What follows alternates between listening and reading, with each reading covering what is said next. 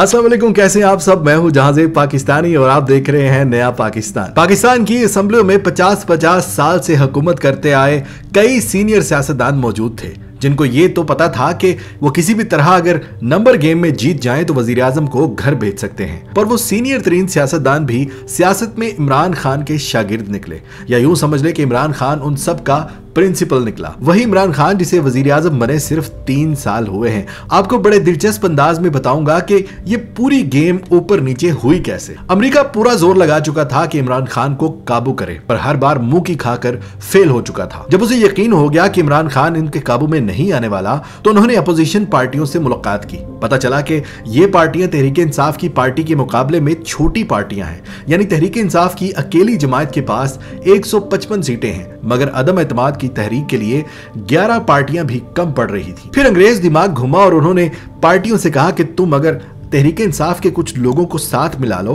तो बात बन सकती है, जिस पर बिकाऊ माल से अमरीकियों ने एक एक करके मिलना शुरू कर दिया और उन्हें यकीन दिलाते रहे कि हम जो तहरीक इंसाफ के साथ करने जा रहे हैं 100% यकीन है कि हम जीत जाएंगे। अगली हुकूमत हमारी होने वाली है। अगर तुम चाहते हो कि असेंबली में रहो तो मनपसंद टिकट, वजारतों समेत करोड़ों रुपए भी मिलेंगे। अब वो इमरान खान जो न खाता है न खिलाता है, खाली तनख्वाह पर काम करवाता है, वो बुरा लगने लगा और जमीर जागने लगा। सौदेबाजी होते होते मार्च का महीना आ गया। जब सब लोग तैयार हो चुके और नंबर गेम पूरी हो गई तो बाहर से एक पैगाम मसूल हुआ, जिस पर वाजे लिखा था कि या तो इस्तीफा दे दो या फिर अदम एतमाद का सामना करो। अगर अदम एतमाद कामयाब हुई तो हम पाकिस्तान को मुआफ कर देंगे, लेकिन अगर ये नाकाम हुई तो पाकिस्तान का अंजाम बुरा होगा। यानी उसे पूरी तरह से डराया गया। ये पैगाम 7 मार्च को आया, जब तक पाकिस्तान में अदम एतमाद नाम की कोई बात नहीं थी। लेकिन यहां पैगाम आया और अगले दिन अदम एतमाद की तहरीक का बाकायदा आगाज हो गया,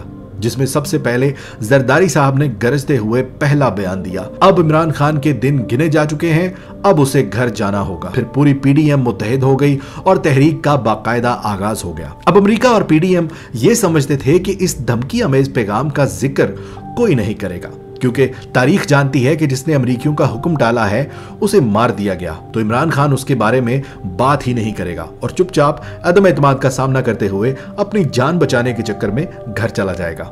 इधर इमरान खान जो सिर्फ खुद ही नहीं बल्कि पूरी कौम को यह कहता रहता है कि ला इलाहा इल्लल्लाह इंसान को डर से आजाद करता है, उसकी चमड़ी में डर है ही नहीं। उसने वो खत अस्करी क़यादत से शेयर किया, फिर उसने जलसे में जिक्र किया, फिर उसने सहाफियों से शेयर किया। हालांकि अदालत ने उसे पब्लिक करने से रोक दिया, लेकिन फिर भी इमरान खान ने कानूनी तौर पर उसका मतन बयान करना नहीं छोड़ा। यहां तक कि उसने कौम से खिताब करते हुए काफी तफसील से खत का मतन सुना दिया और कौम से पूछा कि अब बताओ कौन सा रास्ता चुनना है।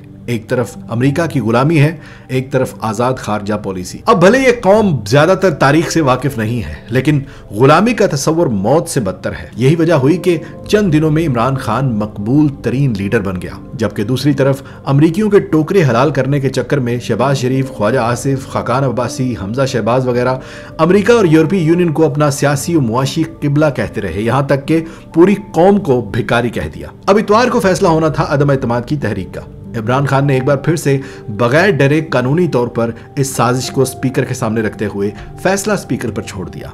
आइन की रोह से यह आर्टिकल 5 की खुल्लम खुला खिलाफ वर्जी थी, जिस पर एक तो अदम एतमाद काबिल कबूल नहीं थी, उल्टा आर्टिकल 5 के तहत उन सारी जमायतों पर केस बनता था। इमरान खान ने उसके फौरन बाद असम्बलियां तहलील करने का हुक्म देते हुए मुल्क में फौरी आम इंतखाबात करवाने का हुक्म जारी कर दिया। अब क्योंकि अस्करी क़यादत भी इस खत की तस्दीक कर चुकी है, कोर्ट इसे चैलेंज भी नहीं कर सकती और अगर खत को इग्नोर करना चाहे तब भी नहीं कर सकती। लिहाजा ये अब सब के सब फंस चुके हैं।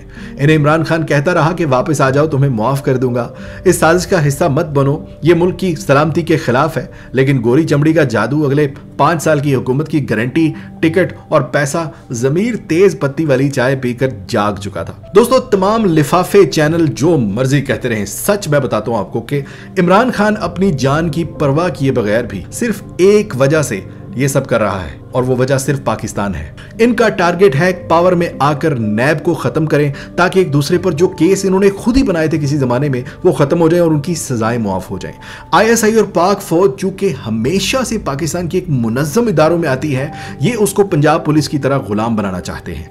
जितने भी फलाही काम इमरान खान ने किए हैं वो ये तमाम के तमाम प्रोजेक्ट्स खत्म करना चाहते हैं, ताकि इमरान खान को कौम भूल जाए। खारजा पॉलिसी को अमरीकी हुक्म के मुताबिक करके रूस के खिलाफ जाकर अमरीका को खुश करना चाहते हैं। ओवरसीज पाकिस्तानियों को वोट डालने का हक जो दिलाया गया था उसे कैंसिल करके, और इस तरह के बहुत सारे ऐसे काम जो इस मुल्क को 20 साल पीछे धकेल देंगे। यही वजह है कि इमरान खान इनको पावर में नहीं आने दे रहा। पाकिस्तान की गयूर अवाम, मेरी आप सबसे गुजारिश है कि ऐसे नाजुक वक्त में दुश्मन की चाल को नाकाम बनाते हुए अपने कप्तान का भरपूर साथ दें। इसे वोट देकर पहले से ज्यादा ताकत के साथ असेंबली में भेजें, ताकि जो काम पिछले 3 सालों में वो चाहकर भी नहीं कर पाया था वो आसानी से कर सके और हमारा वतन तरक्की की राहों पर गामजन हो सके। अपना ख्याल रखिएगा। अगर चैनल को सब्सक्राइब नहीं किया हुआ तो प्लीज सब्सक्राइब कर लें और बेल आइकन को भी प्रेस कर दें। पाकिस्तान जिंदाबाद।